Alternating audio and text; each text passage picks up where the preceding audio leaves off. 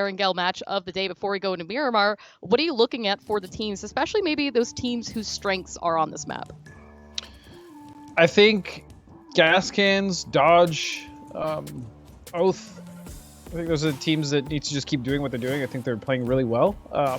But I also agree with Poro. I mean, it doesn't really look like Sonics is going to make that many mistakes, and it's really kind of the onus is on the rest of the lobby to just stop the juggernaut that Sonics seems to be once again in this grand finals. It's really hard not to talk about them because their consistency is actually out of control. So I would just say, the other teams that are struggling, I mean, I'm talking Rumblers, I'm talking ATC, I'm talking Tactical 8. Shoot to Kill, sadly, is kind of falling into that boat right now, although, again, I'm still not counting them out, and I still have faith in their ability to bring it back. But it's been rough, man. It's been rough for the teams that I've just named as well as others, especially Comets, man. I don't know what is going on with the Comets. I'm all for letting them get their bearings and giving Vegas time to to get back into the swing of things. But I mean, it's got to be a little more consistent for them than this, because they are just consistently on the bottom. Yeah, now this circle was a very low flight path, so we saw a couple of teams pick their alternative drop spots, Shoot to Kill taking out Fairy and actually pushing Comets away from that position. But as we see this circle pop, I heard you laugh because this is once again another split, but a split in favor of the mainland. Godspeed, we've seen zones like this kind of end on that Mill to Power lumberyard area. Yeah, I mean, this circle very commonly, it's not guaranteed, but it very commonly does pull towards Melta Power, specifically the road just above Mini Melta. That's where this one tends to like to, end up. But I mean, we'll see. We've also seen some crazy circles. We saw a circle the other day, actually, or I should say last week, where it looked like it was going milli, and I think it pulled all the way back up. So you never actually know with these. Sure, the normal for this would be right around where Oath is playing, but we'll have to see. And as well, you can see ATC driving about as far north as they can get. They've got the North George drop. They've also got Kameshki. This flight path did neither of those drops any favors, but they're going to go ahead and send Sharpshot and Norcus a little bit further north to get some loot. You've got Aguila and Marcelic looting inside right now. And so when we kind of look at zones, we talked even as well, teams that really need to put in a lot of work. ATC is definitely one. There's so much potential on that roster, but for whatever reason, things are not working in their favor. And I think, you could argue circle luck. You could argue things kind of making the early and mid game difficult for them. But at the end of the day, it is what you make it. And for whatever reason, things are kind of falling apart for them. Yeah, I agree 100%. Look, there's a lot of people that like to say, we didn't get circle, it's easy, and that it was just unlucky. And I'm not throwing any team under the bus. I'm just talking about in general, that seems to be the case. But if you look at teams that are successful, like STK, like Oath, like Sonics, these teams get bad circles often. It's not like they don't get bad circles. It's what they do with them. Sure, you may be put in a situation where winning is very far-fetched, but at the very least, if you're gathering as many points as you possibly can within that circle or within that bad situation, that's what really matters. That's what the championship teams are made of. And you can look at that example in North America. You can look at it in EU. You can look at it in APAC, Asia, whatever. It's not about winning every game. It's about maximizing the amount of points you can get within any given situation. And I think that's what really separates, again, the top teams from the ones that are just floundering or in the middle. Sure. I mean, when you really talk about the top teams, right, even, Sonics aside, looking at Oath, Duel, Gascans, Dodge, we've seen them manage to stay up somewhere near the late game. And if they can't, they're going to go out with a lot of kills. When we look at the top placements in terms of the match, we'll see them at or near the top of the leaderboard, even on the games when they aren't getting first, second, third place. And that in turn becomes of the positions that they do put them into, frag out. We even saw that last match, right, when we were at the top 5, top 6, even top 8. So many of those teams with 6+ kills. We had quite a few teams that were, I think, 6 kills, 7 kills, 8 kills, 11 kills. And that was fantastic for so many of those squads that weren't up. Now, Duel does have that potential to frag out. We've seen it quite a bit right now. They're in a beautiful position for this zone. They're in the direct center of this circle, and they've got a nice little split going for them here onto Milta. So wherever that phase 2 shifts, that could give them a lot of strengths, but they do need to be a little bit careful because with that, we're starting to see teams kind of inch a little bit closer to these positions. You've got Oath just to the east, Rumbler starting to rotate into the beach from the south to see Los here scouting just ahead with the rest of his squad shortly behind behind him. Zenith up at the top of the mountain there in Lumberyard, and One Eye Open, Dodge, Comets all kind of just on the outside of this area. So the problem, with the 2-2 split, of course, comes is that can you, as a two-man, hold off a whole squad? Well, not only is the split dangerous, but once you start really getting to the meat and potatoes of fighting in Milta, it's messy. It's really messy. The building to building combat can be really confusing. Sometimes calling up positions can be an issue. There can be a lot of people just kind of sitting and playing very patient, especially if it's like a solo or duo that don't want to be seen, essentially like ratting it up, so to speak. And it can be really convoluted. We'll see if Circle goes here. Obviously, it's still first Circle. We don't know if it's going to end in Milta, but that's kind of an issue with not only splitting, as you were talking about, but playing in cities.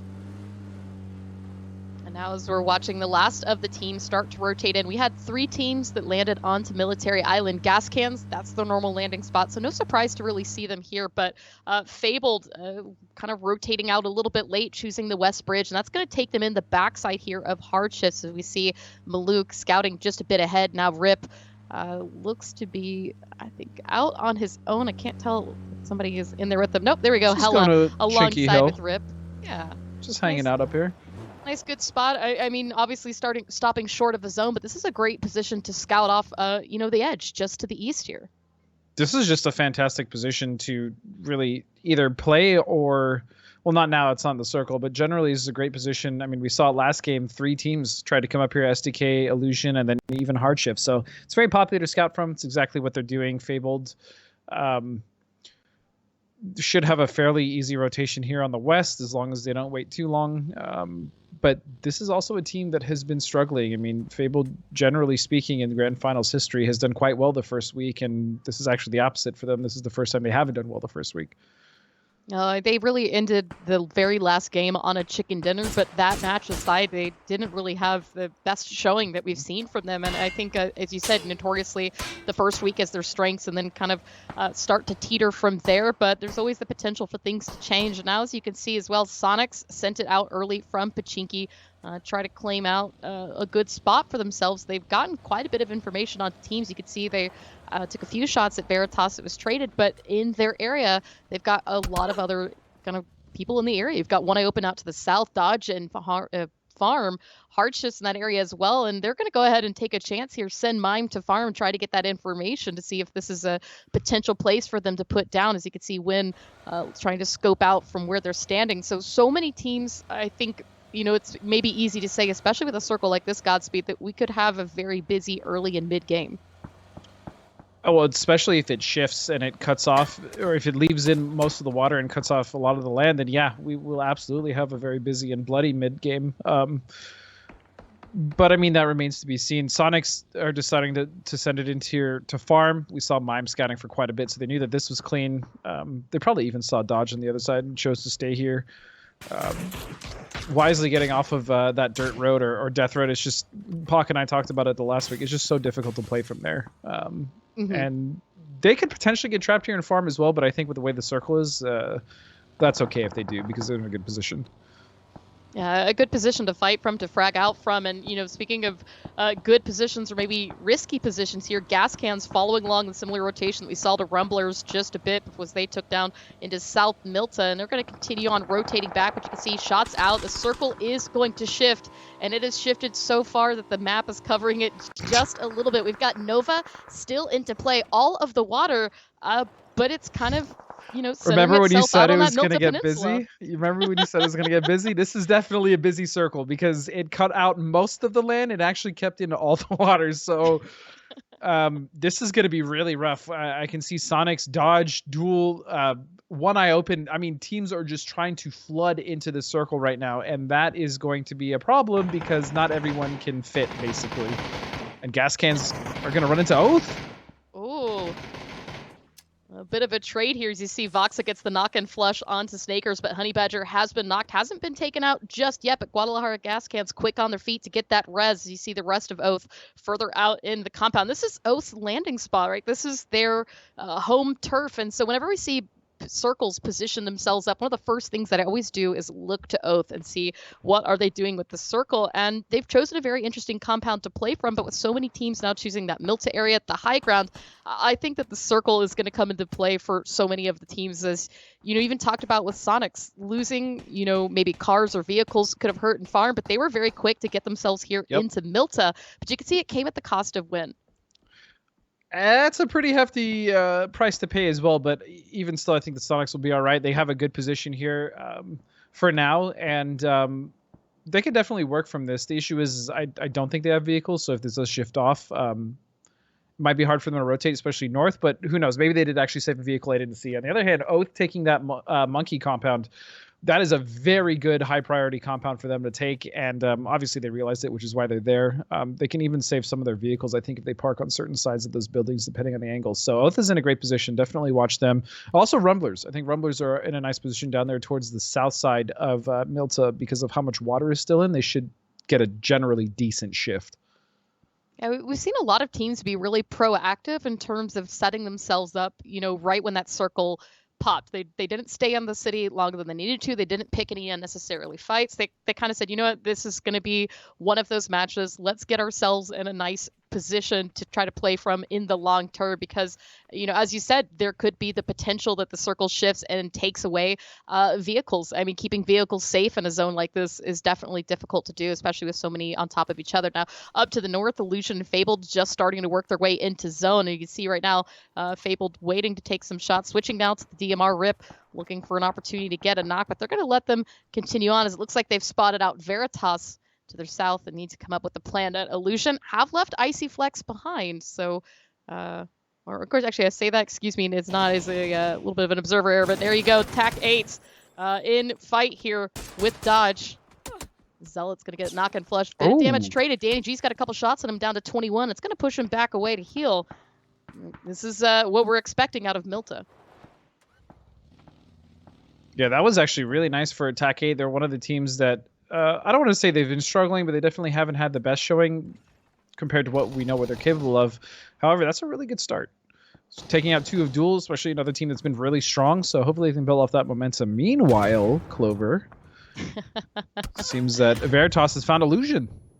Yeah, you know, Illusion took that rotation, made a bit of noise, and Veritas chose this as a time to act. They are going to get one player knocked down onto Illusion. We can see Icy Flex, a bit of damage to him as well, as he's going to have to heal before he can pop off those res, but the smokes are out. Keenan keeping a watchful eye on this fight, but now the circle has shifted yet again onto that peninsula. You know, Mini Power is such a powerful position here, but Shoot to Kill have themselves a nice setup on this road that could potentially stop any team that wants to go for that building.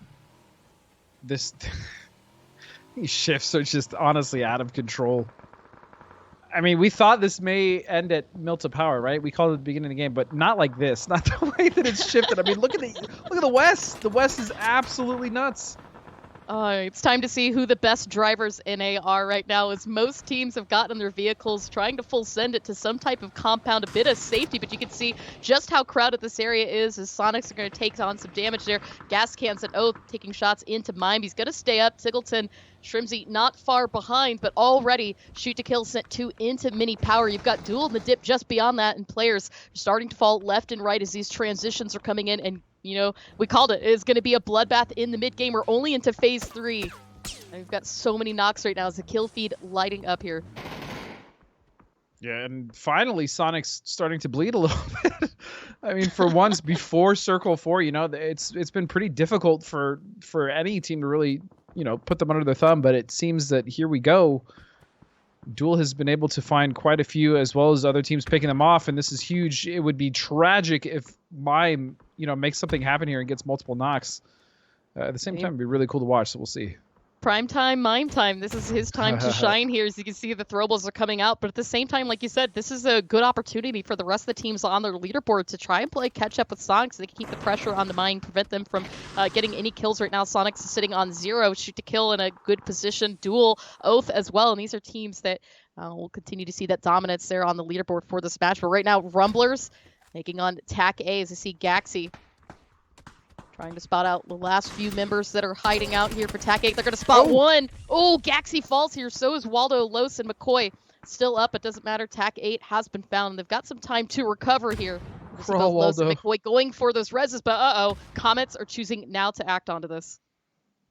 Yep, and meanwhile we see Zenith and Illusion in a very interesting fight here. Oh! What a grenade from Free Me, please. That was from inside, by the way, that warehouse building.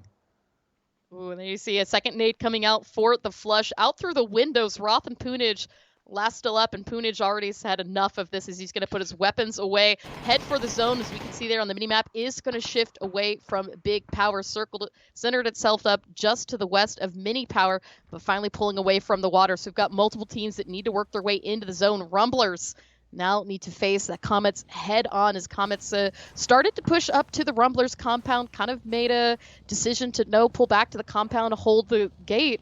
And you can see McCoy and the rest of them are just going to take those vehicles and run for it. There's a lot of positions to play from here. As you can see, McCoy giving himself a little bit of a berth to not get spotted. This is good. This is a very good play from McCoy. If they can get information on the fact that the entire south is free, that they can really make something happen with this rotation. Meanwhile, Duel is getting absolutely hammered by the Gascans, man. They've been so consistent on finding kills in the early game. I really, really love watching this team play now. I mean, honestly, I feel like they've come into their own, and they're probably one of the most exciting teams in the lobby at this point. I mean, we had a very similar circle during group stages in which Gascans took up these exact positions and racked up quite a bit of kills, and as well as control. In fact, I think it was Duel that was also propped up in this position. So Gascans playing very confidently from here. Now, as you can see, the circle is not doing anybody any favors. Poonage is going to get the knock on the Icy Flex and Show, but Show's vehicle is going to trade that out as well as Poonage falling inside the water, not really in a place to get those reses. But you can see the rest of Illusion coming in, smokes out, trying to get the reses here. Roth is the last player up for Zenith. He's going to go wide and I think try and snipe on this. Yeah, he should be able to. I mean, honestly, Roth should have been moving once the call was made that potentially the entirety of Illusion was gone. I mean, that's 3 kills he can get right now if he can clean that up. Meanwhile, Gascans are actually starting to push onto the position a little bit, or getting a little more aggressive on the position of Duel, but they don't really need to as they back off. And really liking, I mean, 4 kills, great position, plenty of vehicles. You can see I think the biggest thing for Gascans right now is the fact that their armor is starting to suffer a bit. We saw some damaged helmets and vest here. And so, it's going to make for an easy knock onto Oldless. Luke 12 actually finds it. And it's going to get flushed out before they can do anything about it. Honey Badger is going to say, you know what, that's enough. We're going to give up this position, pull back to the compound, try to play 3-man up from this, because as well with a circle like this, there's always the anticipation that another team could come and push this. Not only that, but I mean, on the south side of this, we can't see it yet, but Rumblers have made their way into that southern compound, which is really great for them because they should be able to get quite a bit of info as far as what's going on ahead of them, as well as what's going on to the east. So Illusion in a lot of trouble, is just going to be top dog at this point, I think, surviving. And Roth actually, with the correct call, found his way to that wizard tower, which I thought maybe getting a few kills would be the better play, but it seems like getting that position for himself may actually save them and net him on not only a couple kills, but a good position to maybe get some placement from. So well played from Roth. Yeah, I mean, we talked about it last match, right? Going out a little bit early, being the last player for your team is by no means a death sentence. Sure, there's 12 teams alive, but Roth from that compound could potentially keep Zenith up through the late game, and he's definitely a player that could, take one or more players out. So interesting to see if he can just play that patiently enough and the circle maybe help him out just a little bit, because there is so much open ground around that wizard tower. And speaking of circle, here comes the shift now as we go into our next phase, centered up on Ross. So there we go. But that means once again, all those teams to the north, including One Eye Open, Veritas, and ATC, are going to have to get on the move once again. And this is where we talked about a lot of players, not a lot of places to go. This is not looking good for so many of these teams. If SDK can wipe out Duel and then potentially get to that spot where the Gascans were split on that mound, that would be massive for their control over this game. Or Oath, or any of the teams on the north, if they can potentially get there. Rumblers in a pretty interesting spot here as well, because they're still in the circle and they have a lot of room to work with. But realistically, Roth may spoil that for them, as well as the Gascans if they try to push up. I mean, yeah, Rumblers have a lot of coverage here. They can keep vehicles stored safely if they need to send out another rotation. There's currently sitting on 6 Oh, here kills, we so go. control of the south. But like you said, shoot to kill's got to take care of some of the teams coming in from the north, and Veritas is going to take a hard push to this Oh, Purdy. compound. You can see the throwables are back out. Purdy is on fire from that Molotov. Stopping at 1 HP is going to be able That's to use crazy. that first aid kit and avoid a Viking funeral. And now you can see shoot to kill to be a little bit careful from their neighbors that have moved themselves in. Keenan trying to do something from this. Additionally, from that, ooh, good throw there as Alo gets a knock onto Jazza. You can see another flashbang comes as the push. No helmet, though, from Alo, and his vest is badly trashed, so he's got to find something to recover after this fight, but peeking the corner very carefully, looking, see if he can spot out. Ooh. It's like Alo Michael's doesn't like laying care. prone in the office. Alo is the close range god. He's gonna find a way. I told you he's gonna find a way. Alo was insane. Nicely done. Also, I think the smoke really helped him out there. It's just down to Keenan. Oh, Keenan getting the knock onto Alo, but Kurt coming back out. And right as Beautiful. Keenan Nice with the trade. switch weapons get spotted out there, Kurt's going to be able to get the res onto Alo. And hopefully there is enough left over onto Veritas that they can grab themselves some gear. Because, I mean, Alo has taken quite a beating so far this match. Yeah, Alo should have no armor or helmet left. So hopefully he's going to be able to find someone, some of the players there that they just took out. But nice grenade coming out from Oath and Balefrost as we see the fight between Comets go down. Yeah, Comets have done a decent amount of trying to hold out the entire West, not even just like the Southwest or Milta. They've been really active on this corner, keeping the pressure onto a lot of teams, clearing out Fabled as well. And ATC, who managed to rotate all the way into this area, is starting to mess things up just a bit, down to Aguila and Marcelic. 2 kills for them so far, both to Marcelic, but you can see Throwals are out. They've got a bit of a ridge line, but if the circle pulls apart from here, they're going to find themselves in a bit of trouble. Any peek at the top of this ridge line will be met as well from Oath, who's still in that compound, but you can see Comets using this smoke and a little bit of time to get some heals off as Yaxley getting ready for this fight. So a 2v2 v3 here for the squads. The circle's going to shift. It's going to stay on that Oath compound. Gascans as well, but now Rumblers are going to have to make a move. Yeah, and they actually are going to go to that mound that I was talking about just earlier that I thought SDK might want to go to, but SDK actually got a pretty decent shift, so they're going to play from the north. Still have to deal with duel, but I do like this position coming out from Rumblers. They're going to have a little bit of terrain to work with there, that little hill. Actually, he's going to find one. Can he find two? He does! Beautiful. Leda coming in with the assist. Great control with the barrel there, as you see Comets are going to completely keep up onto this fight, not really take much damage of that at all. We'd see Yaxley was actually still looking pretty healthy on his armor, but now Rumblers again found themselves, as you said, onto that hill spot, and Duel, who's trying to kind of come away from that ridgeline, doesn't really have anywhere else except for kind of sending it to the center, maybe in Rumblers' location, but shoot to kill rotating back up to that north spot. So we could see now as well Lynxy and Penta kind of have all eyes on them from every angle here. The other issue here for Rumblers is if they get cut out and circle does shift more towards, let's say, the north or the east, it's going to be pretty rough for them because Gascans, Oath, and STK basically have the rest of the circle on lock. And the center, there is nothing to play in the center. Let me tell you that right now. And so many teams stacked up on the edge. If we've got 6 alive, 16 players still alive, but already in the kill feed, things are not going well for Rumblers, as 2 players have been flushed back out. We've got so many eyes on this spot, and Shoot to Kill is making the most of their northern position right now, sitting at 8 kills. As you can see, McCoy trying to go for that res on the lows, keep the dream alive, and some points out of Shoot to Kill's pockets. Additionally as well, Oath doesn't really have to move just yet from these these compounds. In fact, I don't necessarily know that you want to, especially when you've got Kurt and the rest of STK watching this, and Balefrost knows exactly where they are. The STK already up to 10 kills, or excuse me, 8 kills. Maybe I'm foreshadowing, but the way that they've been playing this position is also,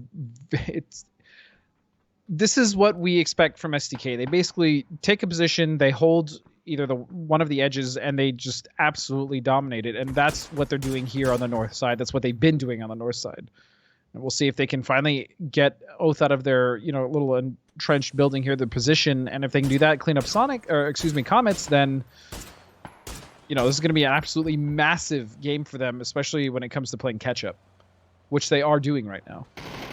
Oh, and Shoot to Kill is going to send a couple right now, but lose, as you said, Civ there to Balefrost. Nice. But it's going to be traded out. Luke gets one, goes for the flush, and now they've only got to find one last player, and it was Pat Caps. It looks like Luke spotted him for a moment. He's a little bit careful to peek on that doorway now as the throwables are coming out from Pat Caps and flashbangs, hoping to do something, no, but he catches flushed himself. That's the most unfortunate thing here. But somehow nobody in Shoot to Kill looked in the window and spotted him here. As once again, Luke 12. I mean, that bike is kind of really inhibiting Luke from being able to get in here. Now we've got so many other eyes on this angle. Well, it's That's also a nice stopping flash Pat. there onto Pat Caps. Yeah. He can't get out of it either. The bike is actually completely blocking him, and that's going to give... Oh, my goodness! Oh. Luke was a little bit confident. He said that that bike was going to prevent Pat from coming in, but he managed to jump over it, gets the knock and flush onto Pat, Luke. please. But Kurt right now working on the res there for Civ. You hate to see There's it. other doors. There's windows, brother. Get in there. And Oath, 7 kills. Five of those coming the way of Balefrost, but still Oath in this. Absolutely. They've been playing really well so far in this grand finals, racking up kills even as a solo, duo, whatever have you. So still very impressed with Oath here. Now, Rumblers are going to go ahead and send McCoy ahead, but that's already met with a bit of damage. As you can see, Gascans getting shots onto him. He's down to about 35 HP. At Alo and the rest of Shoot to Kill know they need to deal with Pat Caps before they can handle the rest of the zone. You've got Comets in the area too, just on the other side of this compound, but Pat still taking shots at Pharaoh, hoping to find a knock here. He's going to fall here. Alo down to 8 HP. Still has not been able to really do much in terms of better armor. You know, I mean, broken armor is better than none, I suppose. I mean, that's what happens when you're just melting people. You know, inevitably the armor that they're wearing is not going to be in the best condition. But at least he has armor. You know, at least he has a helmet and a vest at this point. Pat with a valiant effort there. I mean, just cleaning up STK the way they came in was going to be very difficult. Even still, Oath went out with a good amount of points and placement. So as we get to our top 4, Shoot to Kill chooses to take on Comets here as Alo gets a knock onto Leda, spots out Yaxley. They both fall here. Civ gets the next knock, and that keeps a bit of control here for Shoot to Kill, but they do need to be a little bit mindful of McCoy. He, remember, was on the other side of this ridgeline. Gascans have compound out to the south, still 3 up. Are going to send Honey Badger just to the outside of that position. Oh, Los. This is only phase 7, so this next circle shift is really, I think, going to be the telltale of how these teams can potentially play this if it goes to the north or to the south. I mean, even still, I think that Gascans definitely has the advantage here. Very hard pressed to give that to STK with just how much space. Gascans should be able to at least start taking control of this ridge that we see Honey Badger on is the real reason why I think they have the advantage, especially if the next shift pulls away from that little plateau that STK is about to be on. But we'll see. I mean, this could definitely still go either way. I just think that Gascans have the advantage.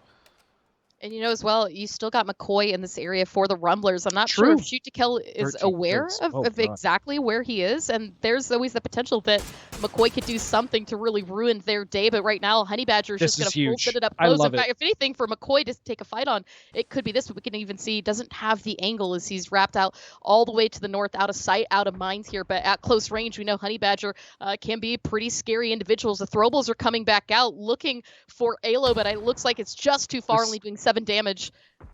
This is just buying. This is actually amazing from Honey Badger. This is buying the rest of the Gascans time to either take that position that he was just on or potentially send it over. I mean, this distraction is exactly what Honey Badger wanted to accomplish. Put some damage, get some throwables out there, make Shoot to Kill a little hesitant to peek so that the rest of the members can get out. I mean, I love this from Honey Badger. And plenty of throwables as well. It's keeping SDK from taking a hard push to his position as well. And you've got Voxic and Nikos who still have eyes additionally. So if Shoot to Kill over peaks, they could potentially open themselves up to the rest of the Gascans that are still holding that high ground just beyond. Now, once again, right, we can't discount McCoy. McCoy is, you know, a player that we've seen pull off some miracles in the past. And I think as at least McCoy's game right now is to try to let a couple more of these players thin each other out and look for that time to push. But right now, Shoot to Kill, 13 kills. You know, when we see these circles, they like to come in from the north. They landed Fairy Pier, but they were very quick to be reactive to this zone and take control of it. So really great to see this coming from them. Buckle up. It's about to be a crazy ending, especially with McCoy getting ready to pounce now as the Gascans, I mean, realistically, they're the ones holding the center off of STK, and that knock. Oh, Civ actually went down to the blue. Oh, I think McCoy did a bit of damage here. No, I think potentially it... I'm not sure. I didn't see what happened, but that's going to be Gascans cleaning up. It's really just down to Purdy. Kurt, what can you do, buddy? Honey Badger made a bit of a push. Read that Kurt wasn't there. We can see the rest of the Gascans are going to spot him out. Shots coming in from Voxic, and Mini 14 is going to do it now as Guadalajara Gascans win match number 2 this evening with 9 kills.